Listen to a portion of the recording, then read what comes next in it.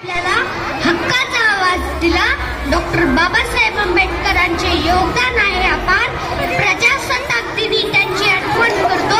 प्रजासत्ताक दिनी त्यांची आठवण करतो. त्यांच्या विचारांवर चालण्याची मी शपथ घेतो. त्यांच्या विचारांवर चालण्याची मी शपथ घेतो. आता मी भाषणाला सुरुवात करतो. सुप्रभात सर्वांना.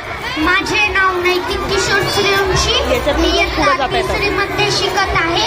आदरणीय शिक्षक, पालक व येथे जमलेले मान्यवर आणि माझ्या प्रिय मित्रांनो, आज आपण सर्वजण येथे एकत्र आलो आहोत आपल्या भारताच्या प्रजासत्ताक दिनाचे औचित्य साजरा करण्यासाठी.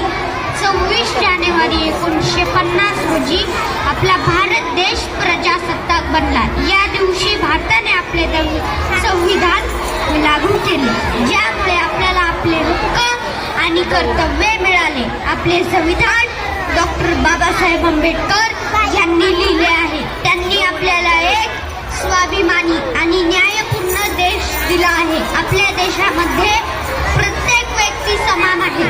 प्रत्येकाला शिक्षण, स्वातंत्र्य आणि न्याय हक्क मिळवून दिले आहे. आजच्या दिवशी आपण तिरंग्याला सलामी देतो आणि आपल्या भारत देशाला महान बनवण्यासाठी नवीन संकल्प करतो.